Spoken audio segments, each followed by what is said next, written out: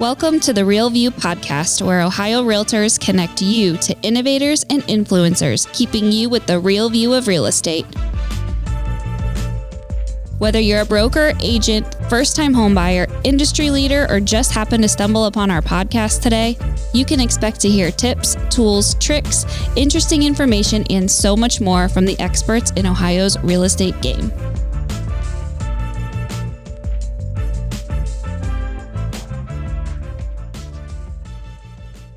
Hi, everybody. Welcome back to the Real View podcast. I am your host, Allison Wiley. Joining me today is our special guest, Cheryl Spangler. She is a real estate broker, a social media influencer, and a fellow podcaster. Cheryl, welcome onto the show. Thank you for having me. I really appreciate you reaching out. And I'm glad to be here. Yeah, it's going to be a really fun episode today. The topic of today's show is called, we've all heard of this idea of quiet quitting, and it's been in the news a lot, and we're going to talk just exactly about what that means here in a little bit. But before we get started about that, I have to ask our signature question that I ask all of the guests who join me on the podcast, which is, since the show is called The Real View, I would like to know, what is the best view that you've ever seen? Like I said, I didn't really put any thought into that question, but okay, I'm going to say something kind of corny. And it's not a view from a mountain. Okay. And then I'm going to try not to cry because I'm just thinking about this, right? No, it's good. See, that's why I love this question, because you just never know what you're going to get when you ask it. The view across the table of most recently, I would say these 21-year-old buyers. I know it's real estate related, but the view of their face, 100,000 21-year-olds are in their face. And it sounds so corny, but like my son bought a home last year and it was like, they're not taken seriously. They don't realize that they can, I know it's like home ownership is the dream. No, it's literally just like everything they ever tried right now in that moment is like, they're proud of themselves. The view across the table of like 100,000 21-year-olds in the eyes of one is amazing. I love that. So we gotta get back to fun stuff. No, I love that. And I think you're so right. That look on someone's face when they are achieving their dream. I know we say it's a cliche or whatever, but just that, knowing that you make someone's dream come true is a pretty amazing thing. And I know I bought my home when I was very young, and I kind of experienced the same thing of like, oh, she's just 24 years old. What is she going to do, with the home? But no, it's so true. And what a special moment that you get to give to somebody at such a young age. What an answer. That was very cool for not giving too much thought into it. I love it. Thank you. So Cheryl, I want to know a little bit more about you. How did you get started in real estate? Did you always know that was something that you wanted to do? And I want to hear a little bit about kind of what you do now, and maybe a little bit about what your career path has been like up until this point. Ooh, we only have 30 minutes. I know. No, I'm just kidding. It's like everything in one. Yeah. No. As far as knowing, I've been in for 22 years. I got licensed in 2002 and actually had no desire or wasn't thinking about real estate. I was in the tech field, and my goals I was a computer engineer. That's what I have degrees in. And I was like the mom that was like, okay, I'm pregnant and I'm going to have this baby in 6 weeks. I'm going to go back because I work 16-hour days. I'm going to go back to working 6. I'm not a stay-at-home mom. and this is, so everything cliches happened to me, but no, I had my son 8 weeks early. And literally from that moment, I was like, I can't go back to work. I cannot go back to this. It was Silicon Valley. I was doing computer. We were working at an IPO, my husband and I at the time, and I just couldn't go back. So I basically took 13 months off. We moved to Virginia. And during that 13 months, we bought a home. And in buying a home, the realtor who helped us buy must have really inspired me to think about that as a career option. And so like 12 months later, I'm still thinking about what can I do that has no cap on income? What I make is really up to me. I can work or I can flexible schedule. Everything that you say real estate is, it actually turns out to be the opposite. Yeah, right? And I asked this agent who's still in the business today, could you meet with me and tell me a little bit about what you do and all this stuff? And she literally took 30 minutes somewhere, I don't remember where, and told me all the reasons why I should not become a real estate agent. Oh, wow. And how it is hard. You may not have income one month. You have to treat it like a business. You have to answer your phone. She's saying all these things, which now I realize was probably maybe mistakes she made in the beginning or whatever. You got to pay taxes. And I was like, either she's bitter or these things she's telling me are the reasons why everyone's failing. And so because I know that if I do them, I will succeed, then I'm going to do it because I know 90% of the people won't. And that might sound like egotistical, but at the time I was just thinking, not everyone's being told this. And I guess, we did become friends during the process. She told me every reason not to. I appreciated it. And I'm like, I appreciate it. Gail, if you hear this, Gail Jackson, but I'm going to do it anyway. Oh, shout out to Gail. That's a pretty cool story. And the fact that like you kind of had that realization to say, like, okay, what's really the truth here? Is this, really what is unknown about this industry? And like, how can you avoid that? I think that's really cool. Do you think that kind of attributed to the success that you found was kind of going in, knowing a little bit of what to expect and maybe, what not to expect at the same time? No, I mean, it did give me determination to decide at that moment that was what I was going to do. And then I pursued the classes because I was kind of debating at that point. But honestly, nothing can truly prepare you. It's either you have the willpower to stick it out and figure it out when everyone else is telling you 1,000 things, or when even your spouse or significant other, whatever, is telling you to go get a real job, or you don't.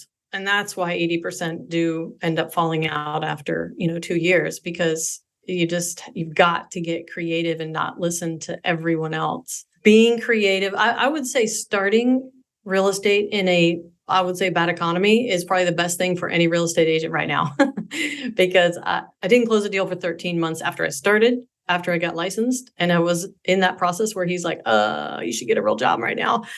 And I'm like, what? I haven't even closed the deal. Exactly. Yeah. Yeah. There you go. To any potential, listeners out there who are thinking about it, might be a good time. Yeah. It forced me to market, to get out there, to door knock, some of the things you may not do right now, but at the time what I was doing. And it just really made me persevere. So if you have the personality that you're just not going to quit, then you're going to make it. And I just think it's the personality and the values that you already have, or if someone can inspire you to have them. Yeah, and that's kind of a perfect segue into the topic of today's show. We're talking about, what you can do to make sure you're successful and having that winning attitude. And it's so important, and especially in today's culture, we've been hearing about this quiet quitting. It's been in the news a lot. It's been all over social media. What is it, and why is it so dangerous? Well, first of all, I got a lot of negative feedback after that article. Like, that was a terrible thing. Here's the thing. I didn't actually take time to Google or look into or read about quiet quitting when it was kind of like all in the news. I did hear people, mostly on LinkedIn, posting about why they're doing it and all this, but I never really read the details. So one morning I was like, what the heck is quiet quitting? Seriously, let me just Google it and read about it. So I did. And I was like thinking to myself, this is real estate suicide. I know what they're saying because I resonate with every point in it, all the things, the 5 things: withdrawing from your job, doing less, needing more personal boundaries. Like, I did all that. And you go through these fluctuations in real estate where you're all in and then you're like pulling back because you're overworked or burned out or whatever. So I know I've done every one of those. But it also, when I did it, and basically my business fell. And so if you always have to be always on. So the idea was, how could you turn those 5 things, which is basically, yes, withdrawing, doing less, just even being quieter. And then you don't engage in real estate, you're basically going to lose. I mean, whatever you do right now will determine what we make in 90 days. So if we don't engage at all, if anyone says to me, and I kind of get all weird and hardcore about this, but if someone says, I don't have any business, who did you talk to? That was not someone you already know. Because if you haven't talked in all the methods there is to talk to people, it doesn't have to physically talk. But whoever you're talking to today could potentially close in 90 days. So like, you have to talk to someone new, because this person you already closed, give them a gift. But I mean, they already bought. It made me think about, I think there's a myth on what that article was supposed to be about for me. Because although I recapped quiet quitting and said, how about we quietly win? It was really about the reason people are wanting to quit, or pull back, is because they're burned out. So how could we maintain that same stamina that causes people to quiet quit? This was the gist of my article, which I don't think people actually got. How can we maintain the stamina it takes to never quietly quit without burnout? And that That's a good brought question. and then that the way to do that is through automation of some things. And that's why the end of the article was, oh, the 10 things that everyone should automate, because it kind of looks like you're always on, but you're really chilling out, not always on. That saying, like, working harder, not smarter, that's kind of the advice that you give with those 10 tips. And I'm going to talk about that in a little bit. But I want to talk about more. Why do you think that this is a thing now, that this quiet quitting is coming up so much now? Because like you said, it's like, this sounds like burnout. And of course, everybody gets burnout. And you said, I recognize myself doing some of these things. Is this like a new idea, this quiet quitting, or is it something that's been around out for a while? And why do you think, this is just becoming more of a thing right now? Well, I do think that it's legit a whole worldwide culture shift of I am the epitome of like hustler. And the thing is, what I want to change the most, I have to work on all the time, because the no hustle mentality is not something I really subscribe to. Like 7 years ago, you would see me on Instagram posting videos about how my dad thinks I'm a hustler because I'm just always into something new and never stop. And I'm like, yeah, I am. And that would be like my videos on Instagram before. Yes, I'm a hustler because I work hard and I do this and I do that. And then one day, this woman who I'm good friends with, who owns a magazine in Alexandria, she randomly texted me on Facebook. And this was years ago. And right about the time where I realized that I started to not like the hustle mentality anymore. And because it was the thing, it was like the marketing, the do more, the be more. I mean, look at Gary Vee. I mean, like the people who post, you got to post 20 times a day. Grant Cardone, like literally you could name anything. Tony Robbins, like go ahead and name everyone, whatever the person you like. They're always posting and they're always doing something. And so you feel like they're never taking a break. And it was just the culture. And this woman messages me and she's like, I forgot what she said, but it was something like a reference to, it wasn't a chameleon. It was something that I'm basically everywhere doing everything and no one realizes what I'm actually doing. That's what it was. And it was kind of like, I was irritated at her at the time. But I thought, well, that's probably what my clients are thinking. I'm everywhere all the time doing everything. So what am I actually doing? And it just really made me stop and get focused and say, okay, I don't want to hustle anymore. Like I want to relax. And then like someone dies in your family.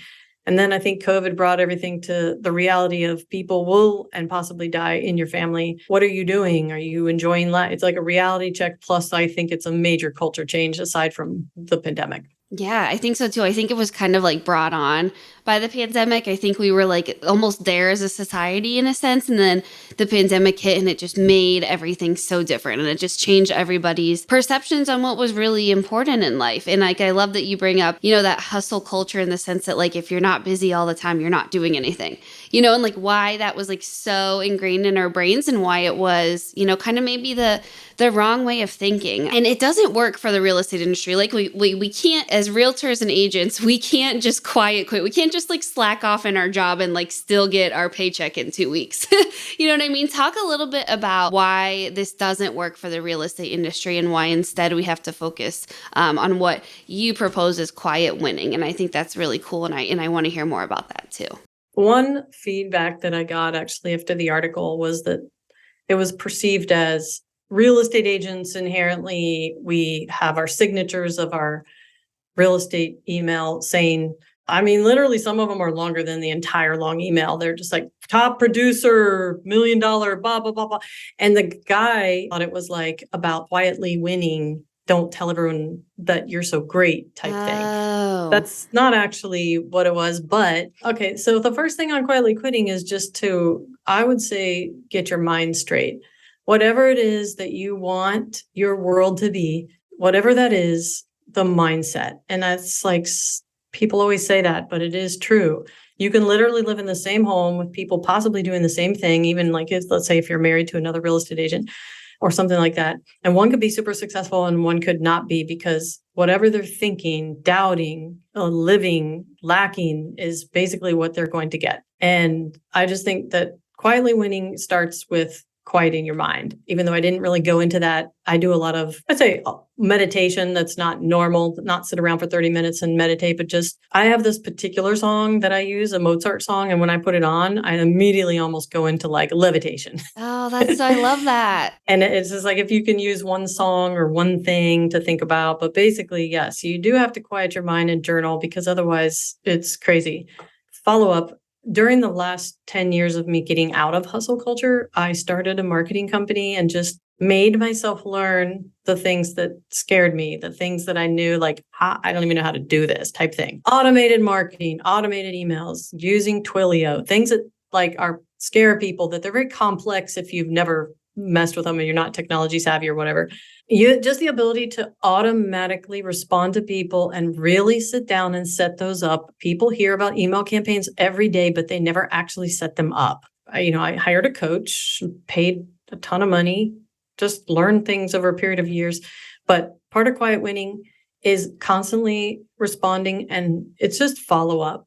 Follow up that doesn't require your physical self to be doing it. You have to be doing something, follow-up campaigns, text campaigns in general that's automated. That's the biggest thing of quietly winning. I'm actually doing a webinar for the Real Estate Resource Council. I'm probably saying that wrong. Anyways, and I'd like to provide it to any listener on this podcast, which is some downloadable cheat sheet type tips on how to create an email campaign in like 5 minutes. Just stuff that no one really shows you, but they just tell you to sit down and write from the heart and have a conversation and write these campaigns. I just feel like, anyway, long story short, one of them, quietly winning, is campaigns. I would say another is using your voice to be known. One of the things I have started over a lot. I owned real estate brokerages with Exit Realty. I started my own independent brokerage. I went into areas that people said, oh, you can't do that because you have to live there and grow up there and they're established in like a hoity-toity area, right? You just can't come in and decide you're going to be the number one agent. I'm like, I'm not saying I need to be the number one agent, but I need to take a fraction of your market share. So I basically will go into an area. I will identify what the realtors are doing the majority of, figure out what they're not doing and do that. And one of those things is video. When I started in a waterfront area, Alexandria, everyone, was like, well, you didn't grow up here? So if you didn't grow up here and you didn't live in these neighborhoods and you didn't own a piece of property, you cannot just come in here and just decide after 50 years of realtors struggling and working that you're going to be. And I'm like, yes, I can. All I got to do is figure out what you're scared to do and do it.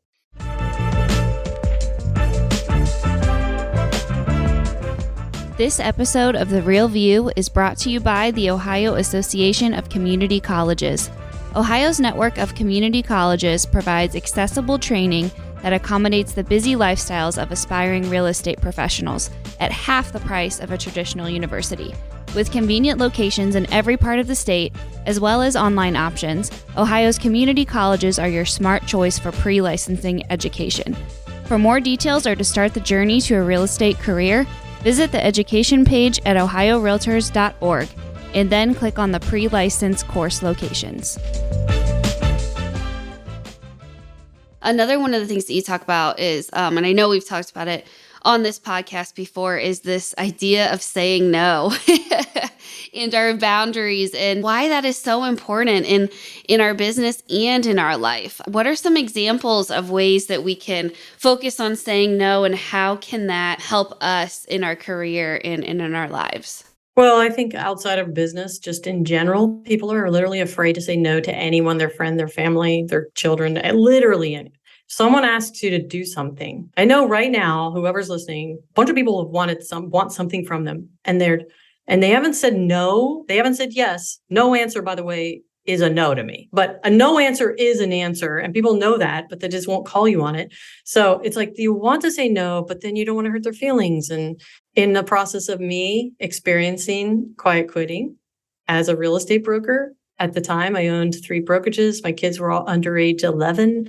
I started finding myself pulling back. I was looking for something other than work that would fulfill my life. And I got into bodybuilding. And that whole experience of 7 years of bodybuilding made me say no to people on every single level. I've done constant webinars about this or podcasts about the ability to say no got easier and easier because I had this end goal. So this is the gist of saying no. If you know what your goal is and it is written down, it's real easy to say no to everyone else that doesn't get you to that goal. And I'm not talking about money. It could be a physical weight thing. It could be just be financially free personally. It could be better relationship with your kids, like whatever someone asks of you. It could be buyer, seller, or your time. People are just, they lie and come up with excuses and never tell the truth. So I would say, like, just learn to literally, hey, Cheryl, can you do this for me? No, I'm not. No. Why? And it's like, because I don't want to. I mean, literally, just no. My dad, you want to come over and eat? What are you having? I don't put pork in my body. So no. And he just laughs because it's like, no excuse, just no. And that's okay, right? I think we have to get more comfortable with that just being okay and to not feel bad or guilty about it. Because that's the other thing too. Like we could say no, and then 5 minutes later, when you know something's happening that night and you're missing it, you're like, oh man, like, should I have done that? Should I have like just gone and sucked it up? Like we think, I know I do too, when I say no to things, I'm always like, oh man, should I have done, I think just like making that decision and then being okay with it and not beating ourselves up about it, I think is important too. I think with real estate, regarding real estate, I would say commission is the biggest thing because right now, of course, we're competing, we're getting less as a buyer agent, and people are saying, I just did a listing appointment like a week and a half ago, and it was a big listing, and I knew I was competing. And of course, he did phone interview that would then turn into a physical interview based on his top two. And from there, he would decide. It was this big, elaborate process. He asked, I'm sure he asked everyone, can you cut your commission? Are you willing to take a haircut? Which I didn't even know what that meant. I had to Google it. and I was like, my staple comment that I would recommend every real estate agent learn this sentence. If your real estate agent cannot negotiate their own commission, how are they going to negotiate the price of your home?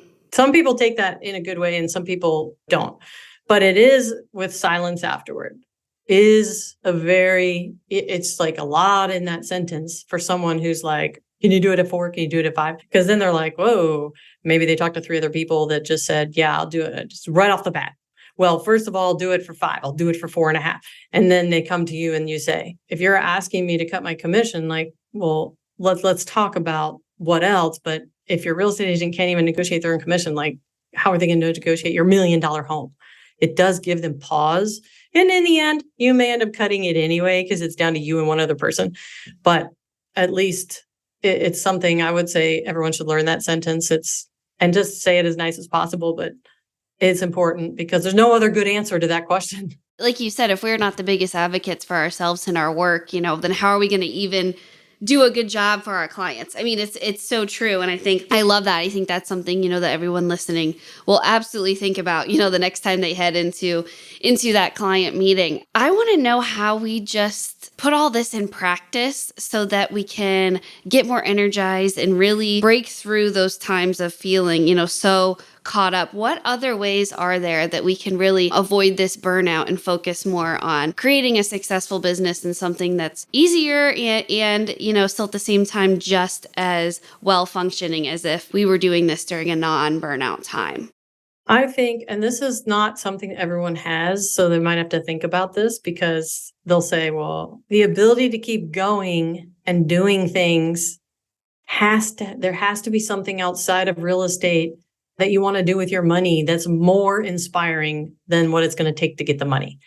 And so I think that I didn't have that at couple different times where I found myself just like, this wasn't interesting to me anymore. I drifted. And I know people felt that. I know clients felt it, but there has to be something else. I think that if you're not helping someone right now, you need to figure out who you can help. I mean, literally, it could be in real estate, could be that you go do something for one agent. If you're talking about in business, just don't ask for money. Right now it's really hard to ask anyone to do anything for you in business if you don't have a team where they don't say, are you going to pay me $50? Help someone. I started getting into doing more outside of real estate, helping people, figuring out how to help people. Right now, this is something that I want to do. It's something I journal about. I educate myself about it. I'm beginning to post about it, but I would like to build a tiny home community and have that be, there's really only one in Virginia, but it's actually more of like a communal thing. It's not like what I'm thinking, but everyone should be able to afford a home and not be, and I'm not talking about from homelessness, because I am a big advocate about homelessness. I just want to, so I need to make a lot of money because I want to either use Boxable or something that is a well-known, or maybe even like through my podcast, interview a bunch of tiny home manufacturers. I would like to build or help build a tiny home community so that people can live in an environment that, not a trailer park, okay? Because this is why there's no communities, because it's just a little tiny home you'll see in a road, but you won't see a community, because then when you think community of tiny home, you think RV park or you think a mobile home park. But my idea is totally different. And so I just want that to be something where someone can buy a home for $60,000 and it's stationary, doesn't move, there's no wheels. There's a tiny home community somewhere. I don't know. Funny that you bring that up, because we just had a panel here in Columbus last week on tiny homes, the value that they bring to the community. And I know that's something that we're looking at in Columbus here as well, with just the city growing so quickly and what we do as far as affordable housing goes. I mean, that's so funny that you bring that up, because I know it's a hot topic around here as well. Yeah, it's just like, what can I do to help society, to help the world? I've started a lot of podcasts. There's only 3 going right now. Only 3. But because you want to talk about something other than real estate. I used to be afraid to to do something or promote something or post about anything that wasn't real estate, because I would think, and this was years ago, but because I would think, well, what if my clients see that? Then they'll know that I'm into something other than real estate. And they'll ask me, are you still a real estate agent? Like, yeah, but I have other interests, fitness, health, enhancing social connectedness. That's my like 3-word thing that confuses people. But tiny home community, just these are things that you might journal that you don't tell anyone, that you do want to make an impact.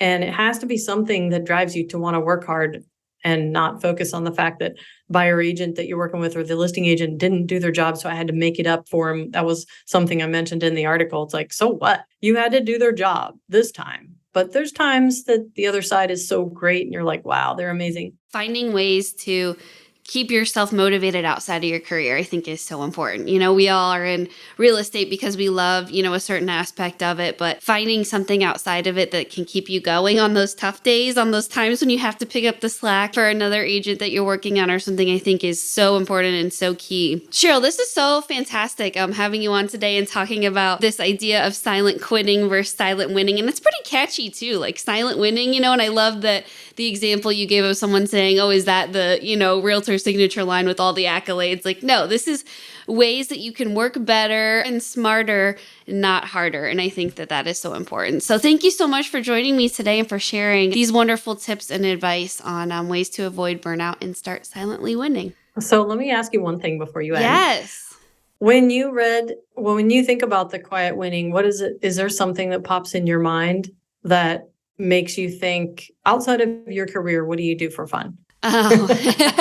You're not being interviewed. All of our listeners are going to love hearing about my boring, dull personal life right now. So I love sports. I love being in nature, going on walks and hikes and being outdoors. That really helps refuel me. So the winter months are tough. And then just spending quiet time, being alone. I am very much an extrovert that is an introvert, and I recharge by spending a lot of time alone, journaling, thought processing, doing all that kind of stuff. But I would say that those are kind of my escapes and my outlets. I like that. I'm too, extrovert, introvert. Just based on what you just said, you could quietly win by becoming the real estate agent that focuses on posting and being known for the person that knows the most nature related areas in a community or in a zip code. There's no one that knows the most about the nature, the trails and the hikes, the trails, the paths. Exactly. So you take the thing that you love outside of real estate, turn it to real estate, because then you'll never get bored of doing it. like posting that's about so it. cool. Like bringing your passion into your business. Like how can you kind of tie those two things together? That's a perfect example. Yeah. No, I love that. What a way to sum it up. I mean, what better note do we leave it off on that? Think of ways that you can turn your hobbies into part of your career. I think that's super cool. Well, Cheryl, like I said again, this was so great having you on. Thank you for everything. Thank you for your time. And thank you for joining me today. You're welcome. To all of my listeners, thank you guys so much for tuning in. We will talk to you next week. Thank you for listening to The Real View. That wraps up today's episode. You can keep up with the latest on the podcast at ohiorealtors.org/therealview and on Apple or Google Podcasts, Spotify, or wherever you listen. Have questions, comments, or suggestions? We want to hear from you. Email us at podcast@ohiorealtors.org. We'll see you next time.